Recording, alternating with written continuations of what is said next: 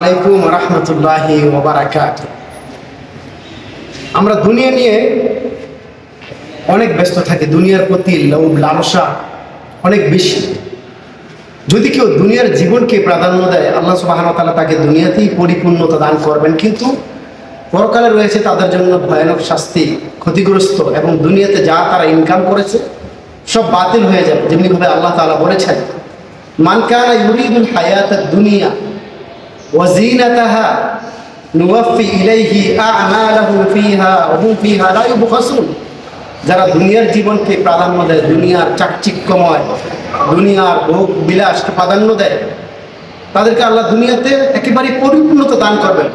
ওয়া হুম ফিহা লা ইউবখাসুন, একেবারে কোনো কিছু কমতি দিবেন না। তবে উলাইকা লাইসা লাহুম ফিল আখিরাতি ইল্লান নার, এসব লোকের জন্য পরকালে জাহান্নাম ব্যতীত আর কিছু নয়। এবং তারা দুনিয়াতে যা কিছু ইনকাম করেছে, যা কিছু কামিয়েছে, সকল কিছু বরবাদ হয়ে যাবে। তাই দুনিয়াতে আমাদেরকে এমনভাবে বসবাস করতে হবে মুসাফিরের ন্যায়। নবী সাল্লাল্লাহু আলাইহি ওয়াসাল্লাম বলেছেন, আর দুনিয়া কাআন্নাকা গরীবুন আও আবিরু সাবিল।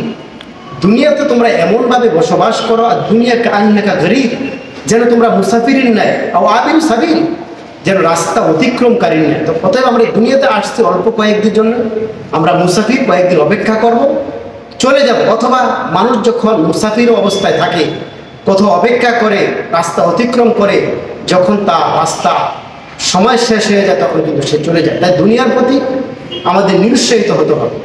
আর দুনিয়ার থেকে পরকাল হচ্ছে অনেক উত্তম। আল্লাহ সুবহানাহু ওয়া তাআলা কোরআনে কারীমের মধ্যে বলেছেন, ওয়ালাল আখিরাতু খায়রুল লাকা মিনাল উলা।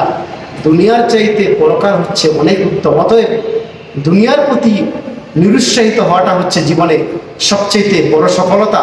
আল্লাহ সুবহানাহু ওয়া তাআলা যেন আমাদেরকে দুনিয়ার প্রতি নিরুৎসাহিত হয়ে পরকালের প্রতি উৎসাহিত হওয়ার তৌফিক দান করেন। আসসালামু আলাইকুম ওয়া রাহমাতুল্লাহি ওয়া বারাকাতুহু।